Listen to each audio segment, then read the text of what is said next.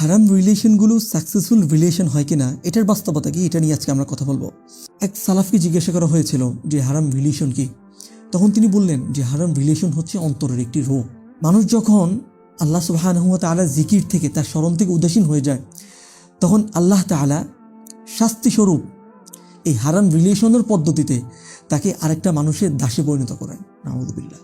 আল্লামা ইবনে তাইমিয়া রাহিমাহুল্লাহর বিখ্যাত একটি গ্রন্থ মাজমাউল ফাতাওয়া, সেই মাজমাউল ফাতাওয়াতে ওনার বিখ্যাত একটি কোটেশন আছে, সেটি হলো যে কোনো মানুষ যখন কারোর সাথে হারাম রিলেশন করে তখন সে তাকে পেলেও ক্ষতিগ্রস্ত হবে, না পেলেও ক্ষতিগ্রস্ত হবে।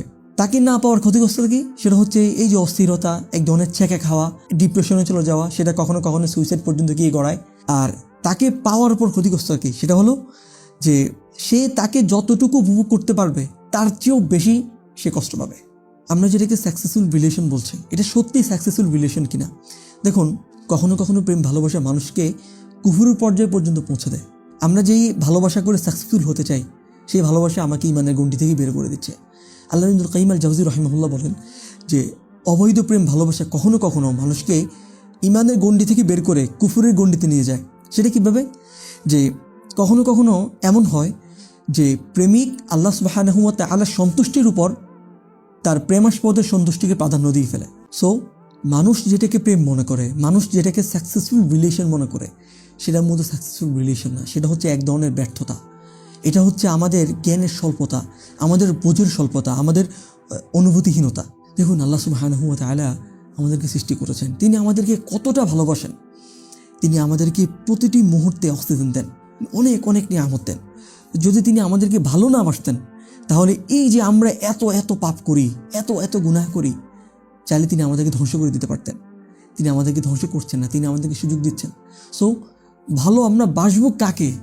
নিশ্চয়ই আল্লাহ সুবহানাহু ওয়া তাআলাকে। আমরা একটা জিনিস আসলে বুঝতে চেষ্টা করি না, সেটা হলো তাহলে ইসলাম কি প্রেম ভালোবাসা নেই? হ্যাঁ, অবশ্যই আছে। সেটা করার জন্য ওয়ে আছে, সেটা হচ্ছে বিয়ে। আপনি বিয়ে করুন, খুব সুন্দরভাবে একটি দাম্পত্য জীবন শুরু করুন। আল্লাহ সুবহানাহু ওয়া তাআলা সেখানে একটা হারাম প্রেম ভালোবাসা থেকে আরও বেশি মহাব্বত আপনাদের মধ্যে ঢেলে দিবেন। এটা হচ্ছে ওয়ে। আল্লাহ সুবহানাহু ওয়া তাআলা চান যে আপনি আপনার জীবনের প্রতিটা ক্ষেত্রে তার আদেশ অনুসরণ করে, তার বিধানকে মেনে সেটা আপনি লিড করেন। এটাই আল্লাহ সুবহানাহু ওয়া তাআলা আপনার কাছে চান, আপনার কাছ থেকে তিনি এটা আশা করেন।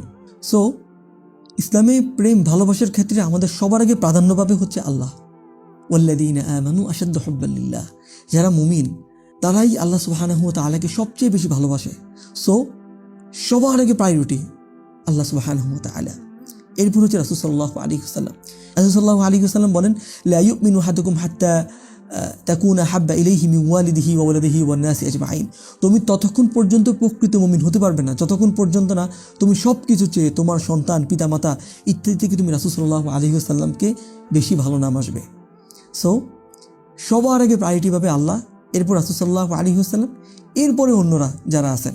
আল্লাহ এবং তার রাসূলকে ভালোবাসার অর্থ হলো আল্লাহ তাআলার বিধানগুলো মানা, রাসূল সাল্লাল্লাহু আলাইহি ওয়াসাল্লাম যে লাইফস্টাইল আমাদের জন্য রেখে গেছেন তার সুন্নাহগুলো মানা, প্রফেটিক লাইফস্টাইলকে ফলো করা। সো আমরা যদি আল্লাহ এবং তার রাসূলকে যথাযথভাবে মানি, যেটা আমাদের জান্নাতে যাওয়ার গ্যারান্টি, আল্লাহ সুবহানাহু ওয়া তাআলার সন্তুষ্টি পাওয়ার গ্যারান্টি, কিয়ামতের দিন রাসূল সাল্লাল্লাহু আলাইহি ওয়াসাল্লামের কাছাকাছি থাকার গ্যারান্টি, তাহলে আমাদেরকে তাদের বিধান মানতে হবে, রাসূল সাল্লাল্লাহু আলাইহি ওয়াসাল্লামের ওয়ে মানতে হবে, তার প্রফেটিক লাইফস্টাইলকে নিজেদের মধ্যে ধারণ করতে হবে। যখনই আমরা সেটা করতে যাব, তখন আমরা দেখব যে এই ধরনের হারাম রিলেশনের কোনো বাস্তবতা নেই। একজন প্রকৃত মুমিন আল্লাহ এবং তার রাসূলের অবাধ্য হয়ে এই ধরনের হারাম রিলেশনের, সাকসেসফুল রিলেশনের কোনো কনসেপ্ট খুঁজতে যায় না। দিন শেষে এগুলো ব্যর্থতা। আল্লাহ তাআলা আমাদেরকে এই হারাম রিলেশনের যে লোভ, যে চিন্তাগত বিভ্রান্তি, সেটা থেকে আমাদেরকে হেফাজত করুক। আমিন।